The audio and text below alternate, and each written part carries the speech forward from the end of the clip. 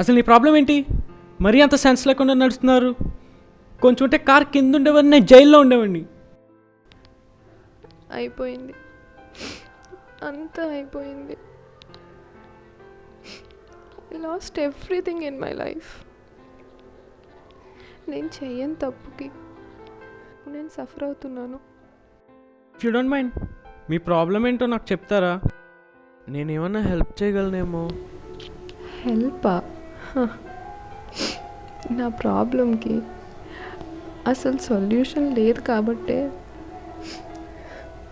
నేను సూసైడ్ చేసుకుందామని డిసైడ్ అయ్యాను. సూసైడా? అంత పెద్ద ప్రాబ్లం ఏంటండి? నా లైఫ్ మొత్తం పోయింది. నా వల్ల నా ఫ్యామిలీ పరువు మొత్తం పోయింది. మా డాడీ నా వల్ల తలెత్తుకోలేకపోతున్నారు. కొంచెం క్లియర్గా చెప్తారా ఏమైందో? 10 days బ్యాక్ నాకు ఎంగేజ్మెంట్ అయ్యింది. ఇంకో 10 daysలో పెళ్ళి ఉందనగా సడన్గా వాళ్ళు కాల్ చేసి పెళ్ళి క్యాన్సిల్ అన్నారు. నాకేదో అఫైర్ ఉంది అన్నారు.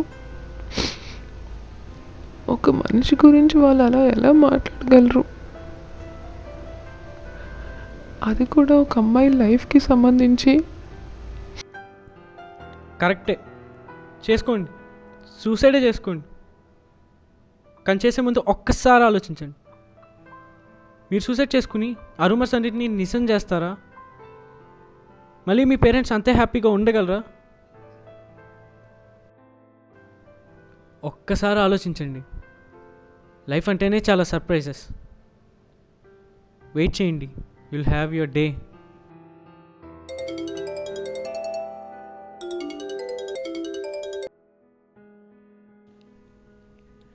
హలో అమ్మా. హలో తల్లి, నువ్వేం బాధపడకురా. నీ గురించి వాళ్ళకి నిజం తెలిసింది. ఇప్పుడే వాళ్ళ ఇంటికి వచ్చి డాడీకి సారీ చెప్పారు. వాళ్ళు చాలా ఫీల్ అవుతున్నారా. మనం అనుకున్న టైంకే నీ పెళ్ళైపోతుంది. త్వరగా నువ్వు ఇంటికి వచ్చే. Thank you so much. మీరిప్పుడు ఎక్కడికి వెళ్తున్నారు? సూసైడ్కి.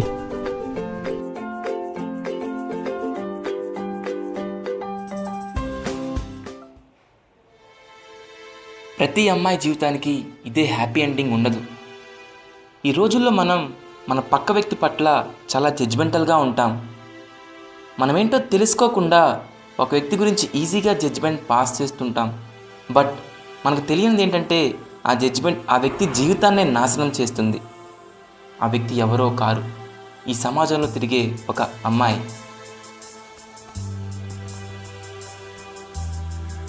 ఇదేంటి, నువ్వు నేను ఒక అమ్మాయి గురించి మాట్లాడుకునే మాటల వల్ల ఆ అమ్మాయి జీవితమే నాశనం అవటం ఏంటని చూస్తున్నారా?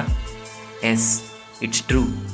ఒక అమ్మాయి గురించి వచ్చే రూమర్ ఈ సమాజంలో ట్యూమర్ కన్నా ఫాస్ట్గా స్ప్రెడ్ అవుతుందని నీకు తెలుసా? ఈ రోజుల్లో ఒక అమ్మాయిని పెళ్లి చేసుకోవాలంటే 1కి 100 సార్లు ఆలోచిస్తున్నారు. దానికి కారణం అమ్మాయిలకు మనకు వచ్చే సర్టిఫికెట్ వల్లే. రేపొద్దున ఆ పెళ్లి చేసుకునేవాడు నీ కూతురు ఒక తిరిగిపోతంట అని ఆ తండ్రి దగ్గరంటే ఆ తండ్రి బతకగలడా? అది విన్న ఆ తల్లి ఈ సమాజంలో మళ్ళీ నడవగలదా? అమ్మాయి బైక్ మీద వెళ్ళిందనో 10 మందితో సోషల్గా మూవ్ అయిందనో అమ్మాయి క్యారెక్టర్ మీద జడ్జ్మెంట్ పాస్ చేయకండి. చేసే ముందు ఆ స్థానంలో నీ తల్లో చెల్లో ఉంటే అని ఆలోచించండి.